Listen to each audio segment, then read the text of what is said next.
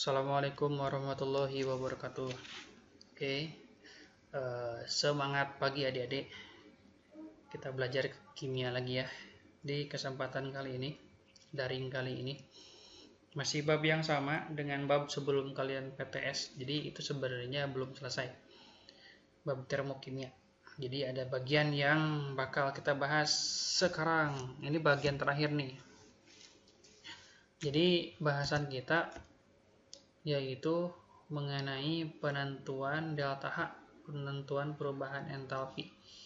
Nah, kalau untuk yang nomor 1 di sini, jadi kan gini, penentuan delta H itu ada 4 cara. Nah, yang nomor 1 itu adalah kalorimetri ya.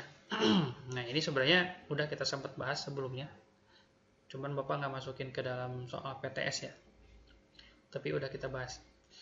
Nah, di subbab penentuan delta ini, kalorimetri, ada beberapa yang harus kalian hafalin. Di antaranya yang pertama, kalau untuk definisi sebenarnya cuma pengetahuan umum aja ya. Jadi kalau kalorimetri itu adalah suatu metode yaitu dengan mengukur kalor atau panas pada suatu perubahan materi. Jadi intinya metode pengukuran panas. Nah, alatnya disebut sebagai kalorimeter. Jadi kayak termometer gitu kan. Ya, jadi yang ada belakangnya meter itu berarti dia itu sebagai alat ukur. Kalau belakangnya metri itu adalah metodenya. Nah, di sini ada beberapa rumus yang harus kalian hafalkan. Yaitu diantaranya ada yang namanya Ki larutan. Ki sendiri itu bermakna kalor ya, tuh ada di sebelah kanan. Ki di sini adalah kalor. Nih, Ki. Ya. Ki larutan rumusnya sama dengan M kali C kali delta T. Di mana M itu adalah massa larutannya, C kecil di sini adalah kalor jenis larutan, dan delta T itu adalah perubahan suhu. Nah, kalau misalkan dalam di sininya itu sebutin air ya berarti pakai data air. Ki air sama dengan massa air kali C air dikali sama delta T. Nah, tapi ternyata rumus Ki nggak hanya di bagian sini MC delta T. Ada juga rumus Ki menggunakan C besar yaitu kapasitas kalor dikali dengan delta T. Ya. Jadi ada C kecil, ada C besar, harus beda ya. Tapi sih secara umum rata-rata menggunakan rumus yang atas nih, yang jingga ini biasanya, yang sering munculnya. Terus berikutnya di sini ada Ki reaksi. Kalau Ki reaksi itu adalah jumlah dari mereka berdua, Ki larutan ditambah dengan Ki kalorimeter, dan dibubuhkan tanda minus di depannya. Ya. Jadi Ki reaksi sama dengan min dari total Ki larutan dan Ki kalorimeter. Kalau misalkan gini, Pak, ini kan tadi katanya lebih sering pakai yang atas aja, yang bawah nggak ada nih misalkan. Ini ntar di rumus Ki reaksinya gimana? Ya berarti Ki reaksi sama dengan min Ki larutan. Itu ya. Nah terus di mana? Di bagian dua-duanya katanya menentukan delta H. Nah ternyata delta H sama dengan Ki reaksi dibagi dengan N, di mana N itu adalah mol. Ya. Oke, coba dihafalin dikit-dikit. Tenang kok, Bapak nggak akan ngasih soal yang susah-susah ya. Nanti insya Allah gampang ya. Tapi intinya rumusnya seperti ini ya. Nah, contohnya nih. Contohnya misalnya gini, pada pembakaran sempurna 1 gram metana, panas yang dihasilkan dapat digunakan untuk menaikkan suhu 1000 gram air sebesar 25 derajat. Kalor jenisnya ada, MR metananya ada, besarnya perubahan entalpi gitu ya, delta H yang ditanya. Yang mana nih? Kita lihat ini ada penjelasannya, Bapak tulis tangan nih. Jadi yang diketahui ada massa metana 1 gram, MR-nya 16. Terus ada massa airnya atau M, yaitu 1000 gram, delta T-nya 25 derajat Celcius, dan kalor jenisnya sama dengan 1 ya. Terus delta H-nya. Ini kok ada lambangnya C karena dia pembakaran ya. Nah, yang pertama kita lakuin apa untuk menentukan delta H? Yaitu kalian mencari Ki-nya dulu. karena di dalam soal itu tidak ada kalorimeter, C besar, kapasitas kalor dari kalorimeter, berarti kita hanya mencari Q dari rumus MC delta T aja. MC delta T, M-nya, M yang mana? M air atau M larutan. Di sini kan adanya air ya, berarti pakai M-nya air. 1000. Atau misalkan, Pak, saya ternyata di jumlah 1000 sama ini kan ada 2 massa nih. 1000 tambah 1, sebenarnya sih baiknya seperti itu. Cuman karena jauh bedanya, jadi kita boleh abaikan. Ya, jadi yang diambil hanya yang dari air aja. Gitu ya. Dikali C kecil. C kecilnya tadi adalah 1. Mana tadi? Nah, ini nih kan, 1 dikali dengan delta T-nya 25. Udah masukin deh. Didapat 25 kalori, tapi ini satuannya. Ya. Kok kalori? Karena satuannya itu ngelihat dari satuan yang ada di C ya. Nah, karena dia kalori atau kal, berarti kita geser ke atau ubah ke kilokalori. Diubahnya gimana? Jadi mirip kayak dari meter ke kilometer, yaitu dibagi dengan 1000 ya. Makanya 0,3-nya hilang. Tuh, jadinya 25 kilokalori. Nah, setelah dapat Q-nya, kita udah ada belum N-nya? Karena kan tadi di rumusnya itu adalah delta sama dengan Q per N. Nah, N-nya sama dengan GR per MR. Ini rumus ya, coba dihafalin dikit gitu. GR-nya 1, MR-nya ada 16. Berarti 1/16 sama dengan 1/16 saja, biarin ya. Baru deh, delta sama dengan Q per N. 25 dibagi 1/16 sama dengan 400 kilokalor per mol. Misalkan, Pak, ini kok ada 2. Di pilihan jawaban ada min 400 sama positif 400. Kita pilih yang mana? Ternyata gini ya. Kalau suhunya naik, menunjukkan bahwa reaksi tersebut adalah reaksi eksoterm. Dan ciri dari reaksi eksoterm itu tanda delta H-nya minus tuh. Jadi tinggal bubuhkan tanda minus aja. Berarti delta H-nya adalah min 400. Gitu ya. Oke ya. Coba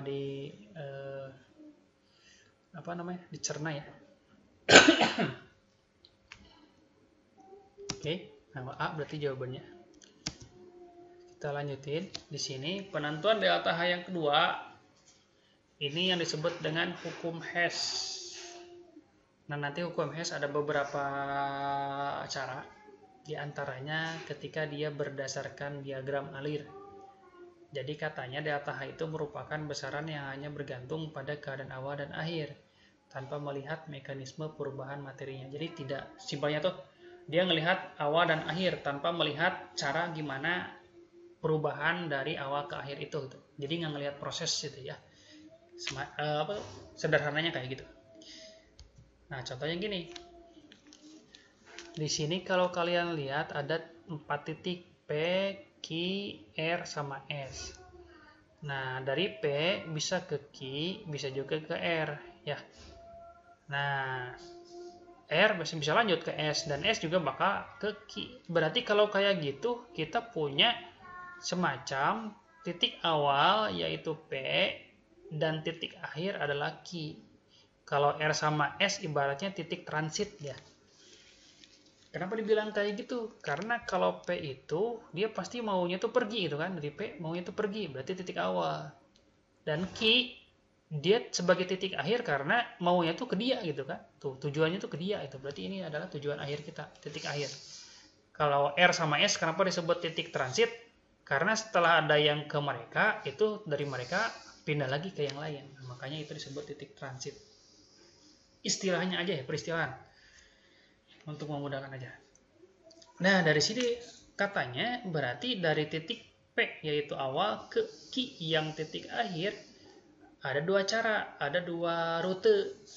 Ada yang langsung sesuai ini kan. Nah, ini yang lambangnya delta H1 nih. Ada yang transit dulu ke R dan ke S. Berarti total delta H yang langsung dari titik awal ke akhir akan sama dengan rute yang lain. Rute yang lainnya adalah delta H2, delta H3, dan delta H4. Jadi kita punya persamaan delta H1 sama dengan delta H2 tambah delta H3 tambah delta H4. Gitu ya. Oke. Nah, ini bukan berarti rumus ini jadi baku. Jadi tergantung pada diagram alir yang ditampilkan ya. Ini kan kebetulan contoh Bapak kayak gini. Bisa jadi nanti rumusnya itu gak seperti ini. Jangan aneh ya, karena ngelihat gambar dari diagram alirnya. Oke, itu. Nah, hukum Ohm ada yang kedua, yaitu berdasarkan kurva tingkat energi. Ada yang seperti ini. Sebenarnya mirip-mirip sama yang diagram alir, karena kan intinya ada panah tuh di sini ya dalam gambarnya. Jadi berdasarkan diagram alir di samping, katanya tentukan besarnya perubahan entalpi untuk reaksi NO2 berubah jadi setengah N2 tambah O2. Jadi kalian tinggal cari aja di mana letak mereka nih. NO2 cari, NO2 ada di tengah ya. Terus N2 cari ada di mana? Ada di bawah.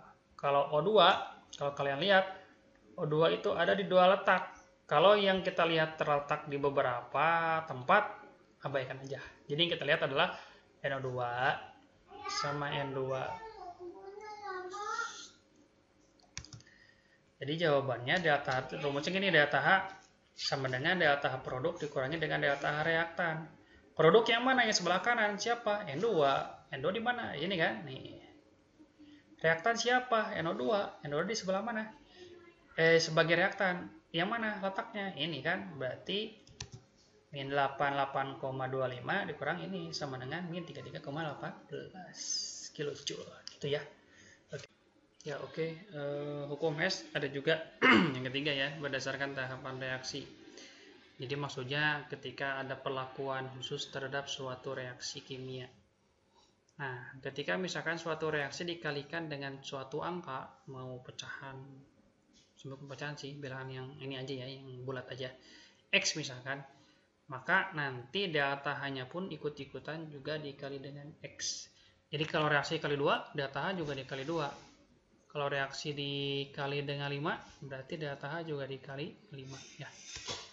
Nah, kalau dibagi gimana? Ya sama, delta H pun ikut dibagi juga dengan perlakuan yang sama. Nah, kalau reaksi dibalik, nanti delta H-nya berubah tanda. Jadi yang awalnya tandanya plus berubah jadi min, dan sebaliknya. Terus, kalau misalkan ada beberapa reaksi digabung, maka nanti delta H-nya kita jumlahin ya dari reaksi-reaksi yang digabung tersebut. Oke, contoh soalnya kayak gini nih. Tuh, ada dua reaksi dengan delta H yang ada, ini kasih tahu. Kalian diminta untuk menentukan nilai delta H untuk reaksi yang lain gitu kan. Tapi biasanya dia itu mengandung zat yang terdapat dalam beberapa reaksi tersebut. Nah, gimana caranya? Kita lihat. Di sini kan yang zat yang sama tuh ada NO. Tuh, NO-nya kan. Di sini NO-nya 2, sedangkan yang diketahuinya di sini NO-nya ada 1. Berarti reaksinya kita kali 2 supaya sama atau sesuai. Tapi yang jadi masalah adalah NO yang ditanyakan itu letaknya ada di sebelah kiri, sedangkan dia yang diketahuinya ada di sebelah kanan. Maka reaksinya dibalik ya, reverse dibalik. Maka jadinya tukar posisi, yang kiri panah jadi sebelah kanan panah, yang kanan panah menjadi sebelah kiri panah. Tuh. Dan sekalian dia tuh katanya dikali dengan 2, berarti jadinya 2NO ditambah O2 ya. Hasilnya atau sebelah kanannya 2NO2. Delta-nya berubah tanda karena reaksi dibalik, awalnya plus jadi min. Kenapa jadi min 50,4? Karena tadi dikali 2 ya. Oke, itu. Terus kita ngelihat juga N2O4 ada di sebelah kanan. Cari, ternyata kan dia tuh ada di reaksi yang kedua nih, di sebelah kanan juga. Jumlahnya juga sama. Kalau jumlah dan ruasnya udah sama, berarti ini nggak diapa-apain reaksinya. Makanya jadi tetap reaksinya seperti ini ya. Setelah itu gimana? Tinggal kita gabung dengan, nah di sini kalau digabung, kalau ada zat yang sama berada dalam satu letak, berarti kita jumlah. Kalau zat yang sama itu berlainan letak, berarti dia kita coret-coret ya atau kurang. Nah, siapa emang yang sama? Ternyata ada NO2. Tuh, ada di sini di kiri, ini di kanan. Tuh, kalau beda ruas kan dicoret ya. Kalau angkanya sama, tuh ya. habis. Makanya hasilnya tinggal kita turunkan 2NO tambah O2 ininya jadi N2O4. Datanya tinggal kalian jumlah aja ya. Jadi min 94,0. Jadi jawabannya adalah yang A. Oke ya, gitu ya. Kita lanjutin penentuan delta H dengan cara ketiga, yaitu berdasarkan data delta HF. Nah, di sini rumusnya delta H sama dengan delta HF produk dikurang delta HF reaktan, atau yang kanan kurang kiri. Ya, makanya arah panahnya dari kanan ke kiri ya. Di kanan kurang kiri. Nah, ini ada keterangan delta H yang ditentukan adalah delta H untuk reaksi apapun kecuali reaksi pembentukan ya, dan penguraian. Nah, contohnya gini. Cirinya biasanya diketahui delta HF-nya. Diketahui delta HF-nya, terus ditanyain untuk reaksi yang lain. Katanya ini reaksi pembakaran dari 5,2 gram asetilena. Dan ini ya. Nah, kita punya massa asetilena dengan MR-nya. Terus nyari dulu diminta mencari Q-nya kan tuh. Apa hubungannya delta dengan Q? Rumusnya yang tadi kan, delta sama dengan Q per N kan gitu ya. Nah, tapi kita dahului dengan mencari delta H. Nah, reaksi pembakaran dari asetilena kayak gini. Nah, mungkin kalau nanti Bapak kasih tahu.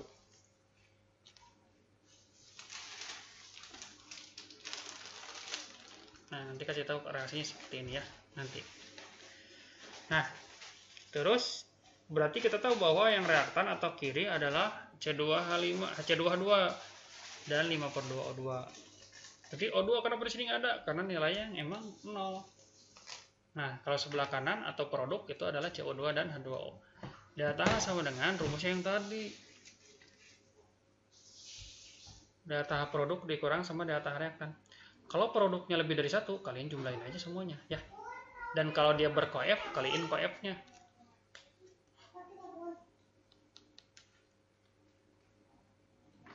Berarti 2 kali delta F CO2, karena CO2 di sini ada 2 katanya tuh, tambah dengan delta HF dari H2O sebanyak 1 ya jumlahnya. Dikurang sama delta HF reaktan siapa? Reaktannya kan tadi C2H2 kan, sebanyak 1 ya. Udah tinggal kalian masukin aja ya. Tuh CO2-nya 400, min 400 kali 2 ditambah dengan min 250 dikurang sama min 825 dapat min 225 kJ. Nah, tadi kan rumus untuk mencari Q atau hubungan Q dengan delta H itu kan di rumus yang delta H sama dengan Q per N. Berarti kalian butuh nilai delta H, makanya kita cari kan, udah dapat barusan. Terus kita juga butuh N itu mol, belum ada dalam soal. Ada massa sama MR asetilena, berarti dari rumus yang tadi, N sama dengan GR per MR. Didapetin 0,2 mol. Berarti delta H sama dengan Q per N. Udah dimasukin. Q sama dengan delta H kali N. Jadi Q-nya sama dengan min 225 dikali 0,2. Didapetin min 45 kJ. Nah, karena di dalam soal ini udah ada kata dihasilkan, jadi tanda minnya udah diwakili oleh kata dihasilkan ini nih. Berarti tandanya berubah jadi positif. Jadi 45 kJ. Gitu ya. Oke, ini untuk penentuan delta H berdasarkan data delta HF. Berarti jawabannya C. Nah, ini yang terakhir nih. Penentuan delta H dengan menggunakan data energi ikatan rata-rata. Rumusnya kayak semacam kebalikan. Kalau tadi delta HF kanan kurang kiri, produk kurang reaktan. Kalau untuk energi ikatan, rumusnya justru reaktan kurang produk atau kiri kurang kanan. Ya. Nah, di sini Bapak ada ini nih, sedikit menambah wawasan bahwa ada tangan atau jumlah ikatan untuk unsur-unsur yang harus kita ketahui. Kalau C itu 4, H itu 1, O itu 2, Ca itu 1, N itu 3 ya. Ini aja. Aslinya sih banyak, cuman ini yang sering dimunculkan dalam soal-soal. Nah, contohnya gini. Contoh soalnya. kalian dikasih tahu ada energi ikatan untuk C, CH dan seterusnya ya dalam soal. Terus diminta untuk menentukan delta untuk reaksi ini nih. Nah, ini nanti ada penjebarannya ya, nanti kalau Bapak mungkin langsung. Nah, ini gambar dari reaksi ini, jadinya seperti ini nih.